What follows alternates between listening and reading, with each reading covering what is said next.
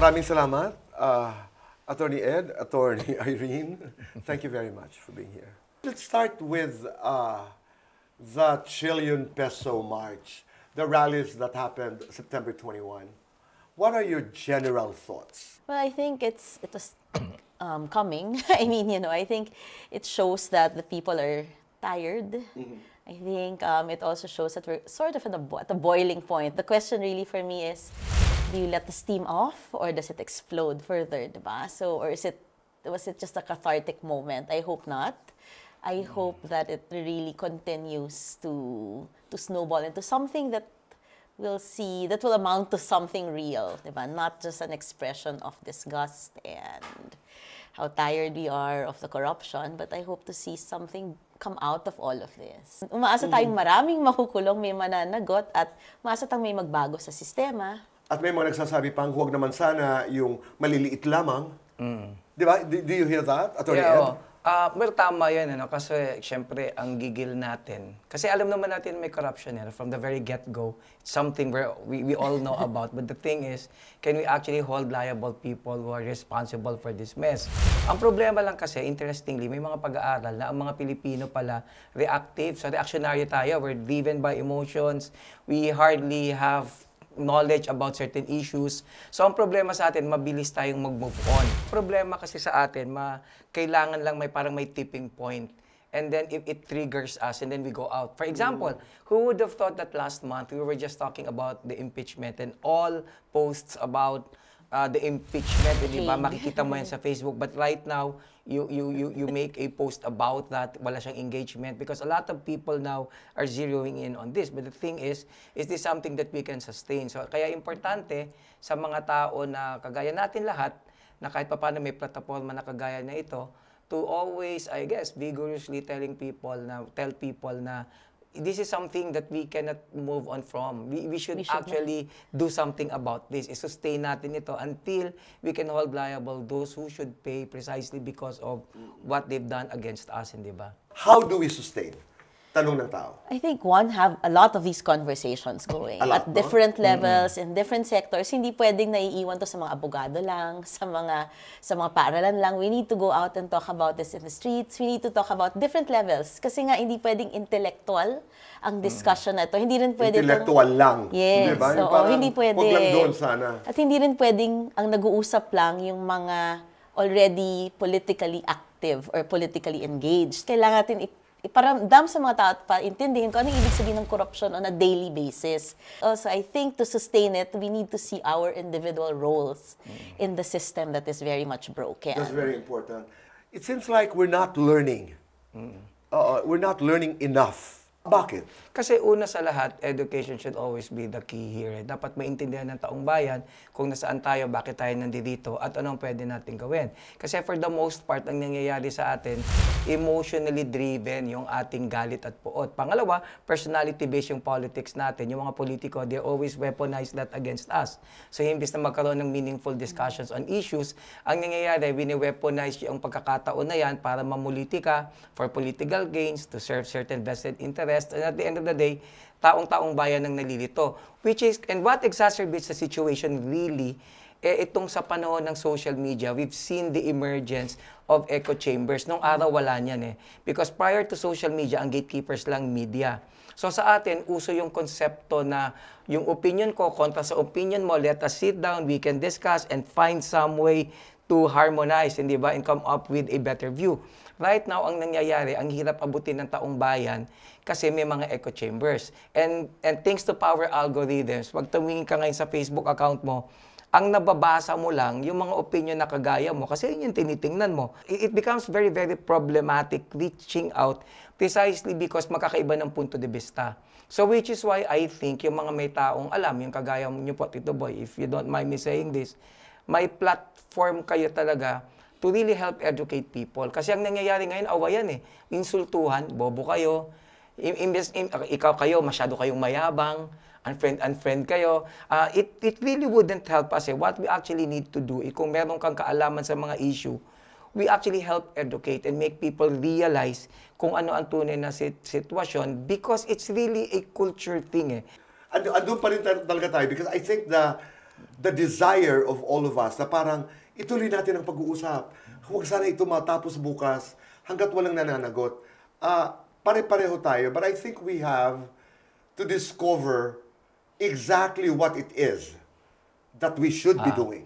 Totoo. I think yun yung katanungan kasi I think based on history, we all know cases drag on so long. Oo. We also know, I mean, as a practicing lawyer, alam din natin na kahit gaano katagal yung mga hearing na yan, iba pa rin naman pagdating sa korte. Alam naman natin, pag nasampa ang kaso, I mean, kadalasan yung mga handle ng mga kaso, mga controversial, so on the defense, and we see the case is not there. Tapos, we cannot keep telling the public, please watch the case as well. The way it's built up, kung paano sinampa yung kaso, yung ebidensya, meron ba talaga? Iba kasi yung sumigaw ka na magnanakong isang tao, iba yung meron kang ebidensya. If we are advocating for rule of law and justice, then we have to embrace those basic principles, which means it's not enough to shout, it's not enough to cancel people, it's not enough to have the hashtags. We need to have the evidence as well. But do we have them? That's, I think, one of the questions. And I think history has told us that even if we have so many rallies, very, very few are actually made to account. And I think the people know that, and maybe that's why they're also not as invested in the accountability side. Nangyari yung September 21, anniversary ng martial law. Ano ang take nyo na halimbawa sa isang lugar ay may anti-Marcos, sa isang lugar ay may anti-Duterte, meron naman anti-corruption, meron nasa Mindiola, iba naman ang kanilang sinisira, merong Liwasang Bonifacio, may Luneta, may EDSA Shrine, may People Power Monument. Can this continue? I mean, can we sustain by actually being divided on what we're fighting against? Actually, malaking problema nga yan. Kagaya na bananggit ko kainina, maraming pag-aaral dyan were personality-based. So yung politika sa atin, nakasentro sa politiko, hindi nakasentro sa issue. Yung loyalty natin nasa politiko, wala din sa issue. Ang kaibahan nitong kiris protesta nitong September 21, for the very first time, hindi malinaw kung sino yung identifiable common enemy. Kasi para sa isang revolusyon na mapayapa, para magtagumpay, kinakailangan may malinaw na pagkakaalam kung sino ang kalaban. Ang problema rito, halo-halo yung interest ng mga lumabas, nakakabangga-bangga sila. And it's actually very difficult if that would be the case, kasi mahirap mag-isa. Alam mo kasi malalaman mo na mag-people power na yan kapag ang lumalabas, yung mga ordinary na mamayan, mga fence-sitters. But right now, look at September 21, maraming umattend dyan. The usual suspects, yung mga kagaya namin na talagang dumadalo dyan, miyembro ng Kilusan, miyembro ng civil society, yung mga tao na talagang sanay na lumabas, makibaka at makialam, at yung mga panatiko sa mga politiko. Kaya kung pagbabasya mo yung September 21, kulang pa. Hindi pa talaga hinog. But I think, bukod doon sa malaman natin kung sino yung common enemy, dapat magkaroon ng tinatawag na tipping point. Importante yan eh. Even when you talk about paradigms, for example, there could be a paradigm shift once there is a tipping point. So ano yung tipping point na yon? Naalala mo nung panahon ni Erap, I remember, I was very young then, hindi binuksan yung envelope. So dahil hindi binuksan yung envelope, that was the tipping point. Yung ordinaryong Pilipino, yung mga fence-sitters that ordinarily would not really go out and join protest actions, lumabas, nakiisa, nagkaroon ng EDSA 2. Ano? So yun yung inaantay natin dito kasi ngayon medyo hilaw pa, tuloy-tuloy pa din yung investigasyon and it's very interesting to find out ano ba mangyayari doon sa mga inisyatibo.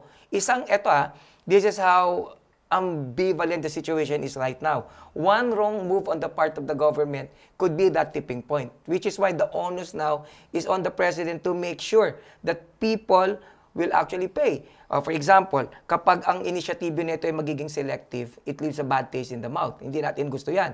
Because if it's selective, you do not really serve the ends of justice. Bineponize mo lang siya para mangipit ng kalaban, mangipit ng political opponent, something that happened in the past. So kinakailangan walang sinisino, regardless of political affiliation, regardless nung kulay, kaibigan man siya o kaaway ng Pangulo, kung may ebidensya, dapat hayaan niya talaga na maparusahan. Or I'll be blunt about this. Look at the case of Speaker Romualdez, for example. I'm not saying he should be prosecuted kasi wala pang ebidensya. But once, for example, pieces of evidence would surface and say na somehow at the very least he is in cahoots with all these illegal activities, dapat mapanagot siya. Kung hindi, that could actually be a tipping point. Is it possible, sa inyong pananaw, na at this point of the struggle, pwedeng isantabi muna natin ang ating, yun nga, ang ating loyalties, kung sino man ang ating ipinaglalaban, and concentrate on what's the order of the day? Corruption. Di ba? No, I don't think we can. We I mean, can't, I don't think we can get together. We can? I don't think so. Because if PPM, EDSA, Luneta were any indication, you had your progressives, the Reds in Luneta, who will not go to PPM because in the morning, that was an Akbayan Right. event before the PPM, before the Tindig Pilipinas proper event in the afternoon. So they will not cross. And they're already clearly anti-corruption, but they will not be in the same event. But Same it does as the weaken precisely, this but whole movement. but what right? I'd like to think kasi is I don't want to pin my hopes on them getting together because I don't think they ever really will. Hindi pwedeng mangyari. Kasi everyone has an agenda as well. I mean, Right. the politicians in those groups, we were all friends with all of them. Pero kasi, hindi di ba? magsasama But yun I eh. appreciate that. But the problem is, historically, tingnan mo lahat ng revolution, mapayapa man or hindi, ang galit laging nasa individual, nasa mga personalidad, hindi sa issue. It is actually very difficult to galvanize the people if the subject matter of the anger or the puot is the issue, like corruption. Kasi pagka-corruption yan, nakakatalo na sa tinitignan at tinititigan. Like for example, ang mga diehard Duterte supporters, ang tingin nila, wala kasalanan si Duterte dyan.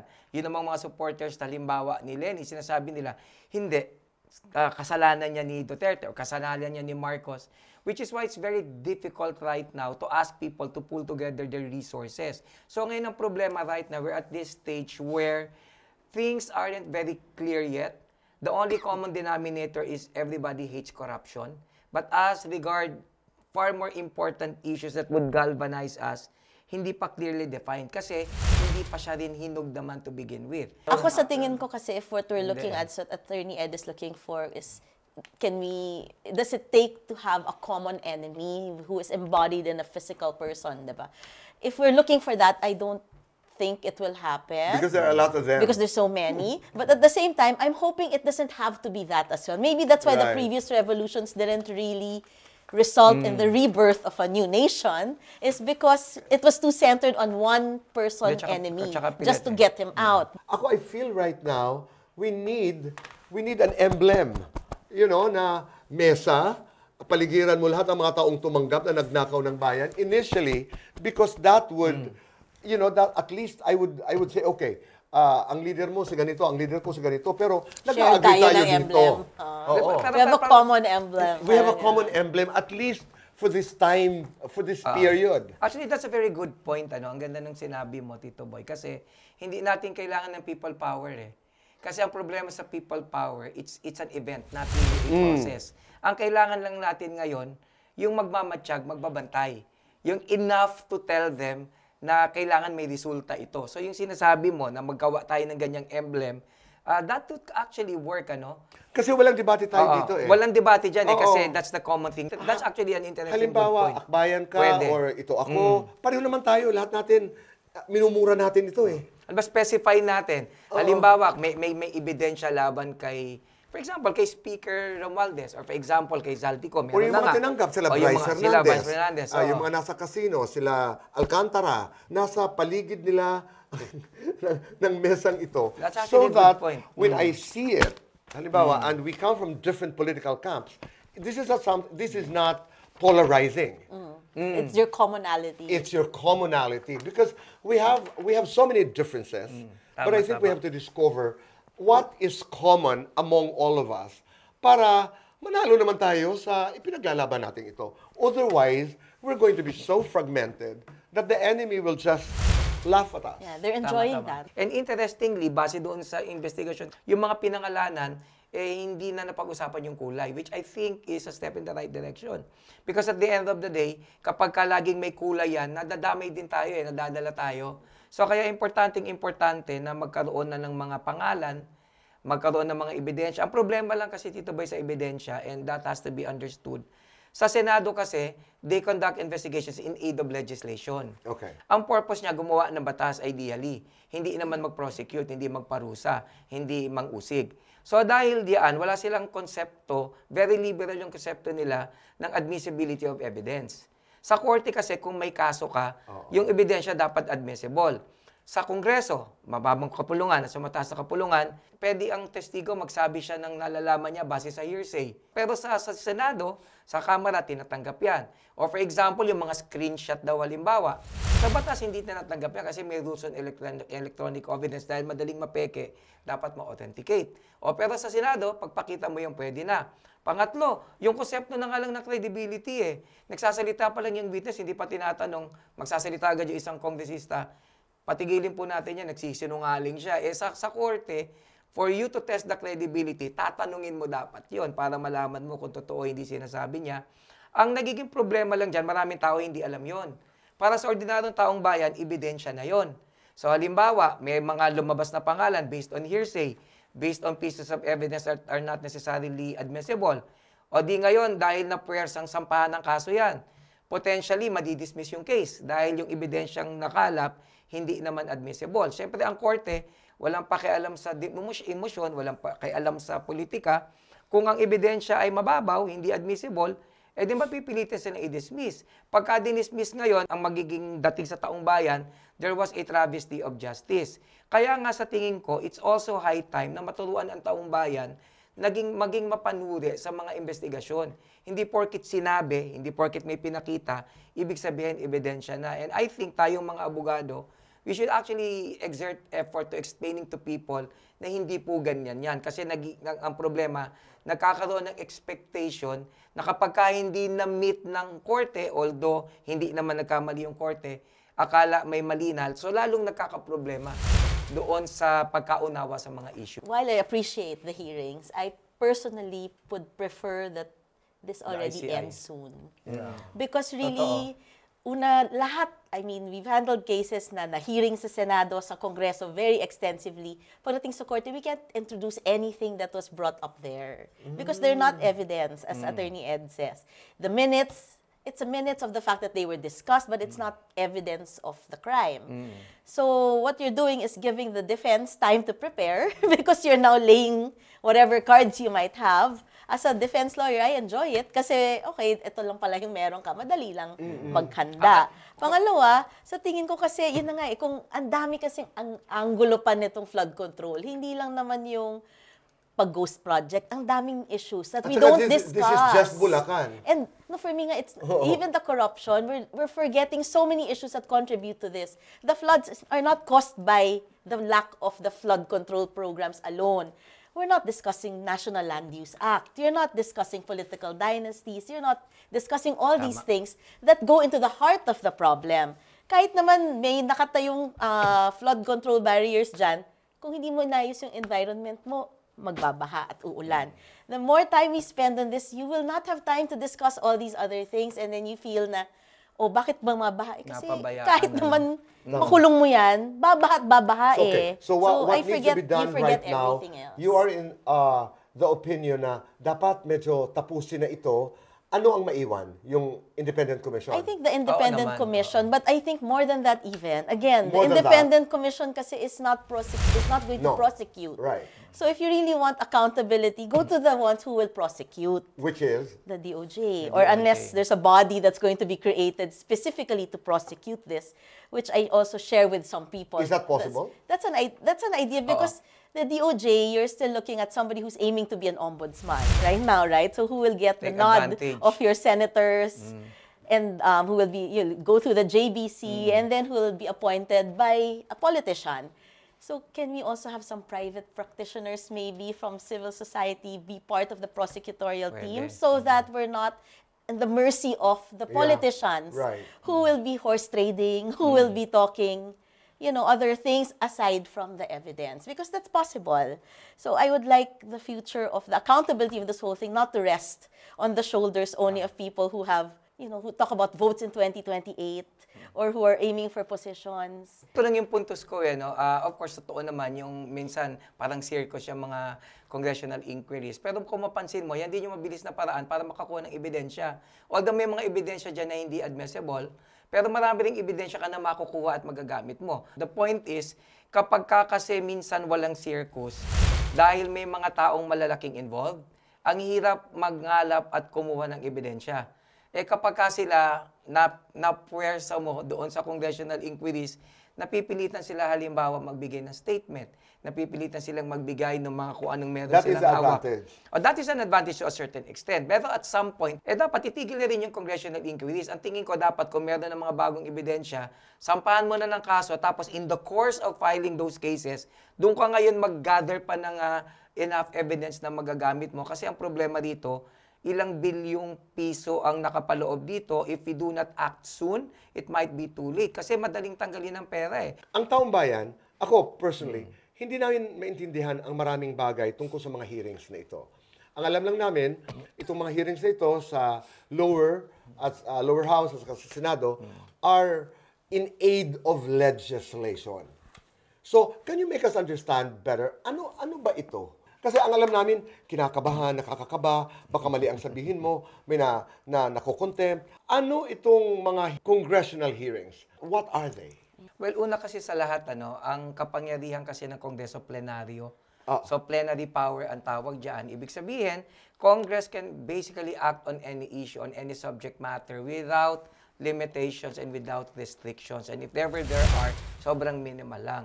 Ang problema, ang ideally, ang purpose niyan kasi is to guarantee na yung trabaho ng Kongreso magagawa nila talaga. At isa sa trabaho nito, bukod sa pagbalangkas ng batas, ay magkaroon ng mga investigasyon para matulungan sila sa paggawa nga ng mga measures na makakatulong sa taong bayan. So, dito tayo nanggagaling. So, for example, the Blue Ribbon Committee. So, every time the Blue Ribbon Committee would conduct an investigation, the end goal is actually to legislate. Baka nga base doon sa kanilang investigasyon, makita nila na may mga pagkukulang sa batas in terms of implementation o may mga provisions na medyo archaic na kailangan palitan o baka yung batas mismo talagang hindi na epektibo. On the basis of the series of investigations, dapat makikita mo kung saan mo pupunan yung mga pagkukulang doon sa batas. So, pwede kang mag-amyenda Exactly. o gumawa ng mga bagong batas base dito sa mga hearings na ito. Ang problema doon sa mga investigation ng Blue Ribbon, kung titingnan mo, merong nag-collate niyan ng parang data. Parang wala pang 10% yung talagang nauwi sa pagbalangkas ng batas na galing mismo doon sa investigasyon. Kadalasan, yung mga investigasyon na we-weaponize for political gains. Ang sabi din kasi naman ng Korte Suprema, yung daw mga investigasyon ng mga ng mababa at mataas na kapulungan, bagamat in aid of legislation, kung may magagather naman daw silang ebidensya, pwede mo naman din gamitin din sa korte. Kaya lang ang katotohanan ng buhay, kung walang ingay, hindi napapansin, maraming nakakalampas at maraming nakakalusot. In aid of legislation, pero hindi required ang mga hearings na ito na gumawa ng batas dahil sa mga hearings. Kasi pag Diba? minsan naman, baka naman wala talagang Sabi kailangang nila, palitan. wala. Pero ito, pag iniimbitahan kang resource person sa Senado, ang rules ba nito parang korte? Ako sa tingin ko kasi, Tito, parang anyone who gets invited to talk before anybody, I think kinakabahan. As a general rule, bibigyan mo pa ng abogado, kakabahan na kasi may abogado. Pangatlo, meron pang oath. So, I think anybody, pag sinabi mo kailangan sumumpa, kinakabahan na nauutal. So, doon na tayo. generally, Pwede ka ba talaga, I invoke my right against self-incrimination? Kasi nagagalit sila Kumbaga sa Amerika, I plead the fifth. the fifth. Ang Korte Suprema kasi may desisyon na patungkol dyan So una sa lahat, kinikilala ng Korte Suprema yung kapangyarihan halimbawa ng Kamara at ng Senado na mag-imbita. So kapag ikaw ay naimbitahan, kinakailangan pumunta ka kasi pag hindi ka pumunta, kinikilala na din ng Korte Suprema yung kapangyarihan nila to cite you in contempt. So pag na-cite in contempt ka, pwede kang ikulong. So interestingly, hanggat hindi natatapos yung pagdinig o hindi natatapos yung Kongreso, pwede ka talagang manatili doon sa custodial facility. Tanong, ang concept ko kasi, sabi, by the name itself, House of Representatives. You are the representatives of the people. can you at least respect my rights? Ako ang boss niyo eh. Actually, that's a very... Napaka-simplistic, no? But that's a good concept, ano? Kaya lang ang problema nga, yung Korte Suprema, the way it has interpreted the process, sabi ng Korte Suprema, may karapatan ng Senado na patawag ka talaga. Kapag ikaw ay tinanong ng isang senador, kailangan sasagot ka. Kasi pag hindi ka sumagot, pwede ka rin niyang i-cite in contempt. At pag nangyari yun, pwede kang parusahan at pwede kang ikulong hanggat hindi ka daw nagsasabi supposedly ng totoo. Pero lilinawin ko ito kasi naabuso eh. Ang isang exception lang dyan, kapag yung tanong sa'yo, pwedeng makapagdiin sa'yo sa isang kaso na maaring isang palaban sa'yo. So halimbawa, ako ay inimbitahan dahil ako daw ay isang kontraktor. Tinatanong nila ngayon ako, ikaw ba, kumuha ka ba ng komisyon? Pwedeng gamitin yun sa akin sa korte. That's when I can invoke my right against self-incrimination. Kaya kung mapansin mo, the moment a contractor would say, I invoke my right against self-incrimination, the senator would move on to another topic. Kasi because that is an exception doon sa rule na dapat sasagutin Talaga, mo hindi, ang senador. Pero ang nangyayari nga, Sabihin mo na, ayun nga yung nandito problema. na tayo eh. Hindi nila alam. Kasi nga nakakatakot. Okay. Ako kasi, madami akong naging trabaho na tumutulong ako doon sa mga naiimbitahan sa Senado, sa Kamara. O, naging trabaho ko yan eh. So, lagi kong dinidiin sa kanila na kapag ang tanong ay maaring makapag-implicate sa iyo sa isang krimen, you can invoke your right against self-incrimination. Ang problema lang kasi ito yung debatable area. Yung konsepto ng nagsisinungaling, hindi na-address ng court yan eh. Yan ang wini-weaponize ngayon. Halimbawa, ganito, inimbitahan kita, nagpapaliwanag ka. Kahit totoo yung sinasabi mo, sasabihin lang ng isang kongresista, sinungaling ka. Sabihin mo na, oo. Sabi mo, hindi po talaga. Pag hindi ka nagsabi ng oo, sinungaling ka, isa-cite ka namin in contempt, ipapakulong ka muna namin, pag-isipan mo yan, pagbalik mo dito, sabihin mo na, oo. So that is one problem area that has to be resolved. But sadly, wala pang Supreme Court decision on that but that na-weaponize yun eh. I think that's also the reason why pag masyado mong in-extend to and the way media can play it out na hindi sumagot, guilty kasi. Ganun. And I think ako as That's a a defense good point, lawyer, ha? I don't like that. Kasi nga, if we're promoting again human rights, can we not do that? Kasi why do we have double standards? Again, mukha akong defending the guilty, but I cannot kasi sit quietly and be okay when people demonize your right against self-incrimination. No, Kasi you do assuming have guilty, the right. Irene, even the guilty deserve. Precisely. That's Exactly. precisely it. That's why for me, I don't like it when people demonize your right to against self-incrimination. Kasi once we start doing that, then what makes us any different from the people we condemn, diba? So we cannot. I think that's why I really respect the senators who know and will not play to the media and to look like they're bullies to extract an answer. Dito sa grupong ito ngayon na napapanood natin, sa inyong palagay, sino ang pinakamalakas na kandidato maging state witness? Actually, kasi ang pinaka-problema, let us talk about the BGC boys. Kung tutusin, hindi nga least guilty yung BGC boys. Bakit? Sa general rule, ang isang district engineer, tumatanggap lang ng komisyon, 3 to 5%.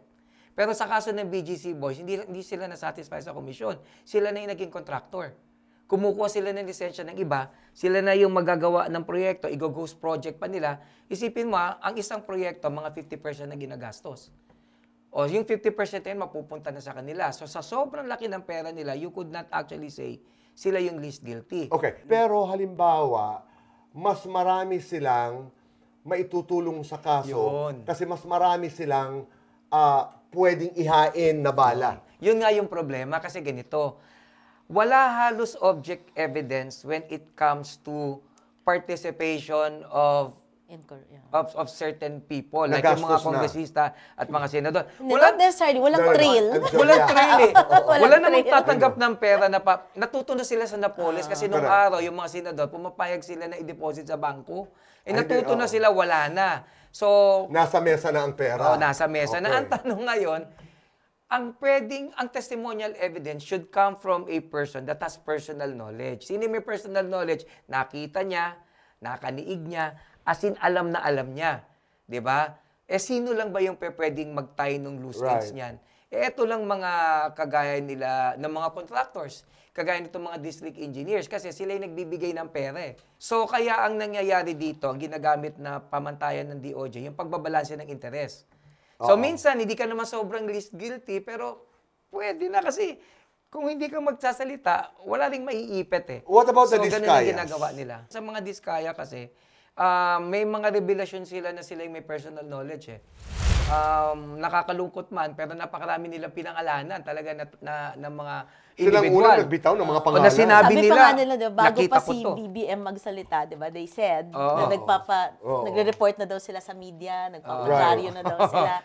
Yun yung sabi That was the nila. word, Yes, yun, diba, nagpapadyaryo. nagpapadyaryo na daw sila noon. Pero binevet yan mabigat ang vetting process ng DOJ. Akala ng iba, mag-apply ako, pwede na. Mabigat yung vetting process. Kaya nga, very dangerous yung posisyon na, okay na itong mga diskayas, gawin na natin itong state witnesses. You cannot just say that because the vetting process is required in order to guarantee that the requirements Right. for them to be state witnesses are Yeah, complied wait. with. In a case like this, halimbawa, the Discayas, itong mga district engineers, pag state witness ba, pwede pa rin natin bawiin yung pera ng bayan? Or is that a requirement? Ako I subscribe to the view na dapat part yun ng pagiging state witness mo. Dapat may restitution. Kasi Dapat. otherwise may unjust enrichment. Ibig sabihin, yumaman ka nang wala ka naman, na hindi naman dapat sa'yo yung pera. At amin yung pera. Imagine, hindi mo na nga sila kakasuhan, gagastusan na natin na ipalibre sila, itatago pa nila yung perang sa atin naman.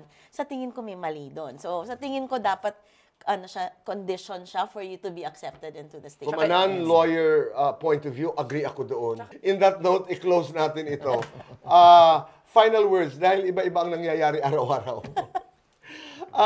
Ano ang inyong mga inaasahan na magaganap in the next few days and weeks? Well, siguro, sana ma-sustain nga yung interest tungkol dito because history would suggest that at some point, it might die a natural death. At sa istatistika, sa mga datos na nalikom, mas madalas yung makakalimutan at mapapalitan ng ng ibang issue. So hopefully, magtuloy-tuloy talaga ito ang taong bayan magbantay sa mga taong may alam, sa mga abogado, sa mga educators, sa mga nakakaintindi ng issue, exert effort to explain to people kung bakit importante ang pinaglalaban. At sa mga tao naman na talagang nandiyadyaan na sa kilusan at nagbabantay, sana hindi sila mapagod. Because at the end of the day, this is an opportunity for us to do something about an issue that has long been recognized but for some reason we cannot actually judiciously address. Sa bandang uli, magmahal, magpahalaga, hindi ba? At gawin ang nararapat. Dapat mahalin natin yung Pilipinas, hindi yung politiko, hindi yung personalidad.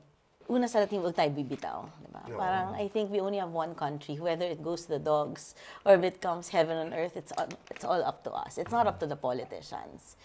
We exact accountability, but we need to see it through. Hindi pwedeng isang sigaw lang. I think this whole quest for accountability and changes in our system does not end with a single protest.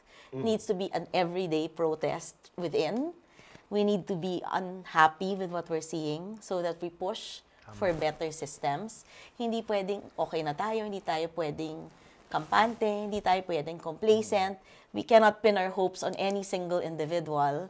We need to every day make that commitment not to be part of a broken system. We demand accountability, demand for the reforms in the laws, but at the same time, watch the behavior of these people we entrust the future of our country to, day in and day out.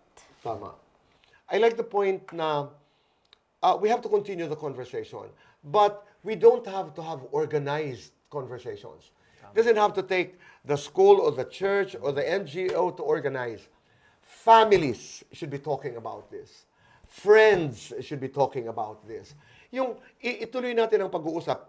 Una kasi tayo, meron tayong ugali na bahagi din ng ating kultura. Anything that's taboo, tumatawa tayo. Because these things make us nervous. Kasi hindi natin normal na pinag-uusapan dahil nakagisna ng marami sa atin na hindi naman pinag-uusapan ang pera, ang politika, ang mga ganitong bagay, naharap ang tatay at nanay. Hindi.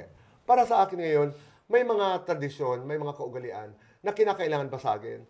May mga kinagisnan tayo na kinakailangan i-correct. Huling point ko na lamang, kasalukuyan po ay may mga inisyatibo kami. Dalawa actually. may tinatawag kaming Project Mama, mabuting asal, mabuting tao. At meron kami sa GMA7 programa na Bihuan Tama. It's a play on Juan Tamad, actually. Na parang araw-araw, we find ourselves in situations where we have to choose between doing what is right and what is wrong. At saka, gumawa tayo ng mabuti at maniwala tayo na mabuti tayong tao. At itutuloy kasi ang mangyayari ngayon ay nandito ngayon yung problema Senate hearings, independent commission. Pero meron tayong movement. You know, my friend was saying, boy, but it will take 2-3 generations. Wala akong pakialam. Sige lang. Huwag natin kalimutan na ang punot dulo ng problemang ito are fundamental values. Yes. Di ba? Dumating na tayo sa point na, patawarin mo yan, 1 million lang naman, hindi naman yan. Ha? Di ba? I'm not a purist. I'm very realistic. Pero sana, huwag malusaw yung paniniwala natin. Ang pagnanakaw ay pagnanakaw. Yes. And it is wrong. So we go back talaga to the values. Mahabang solusyon, matagal na solusyon, pero a solution that we must not ignore.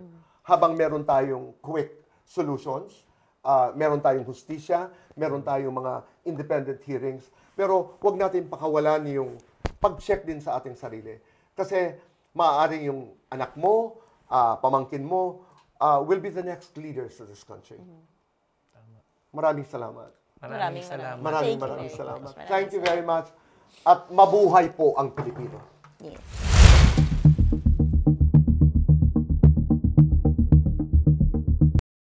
Hi, people of the Philippines and people of the world. Hit the button below and you will be subscribing to the Boy Abunda Talk channel on YouTube. Let's keep talking. Kaibigan, tuloy ang usap.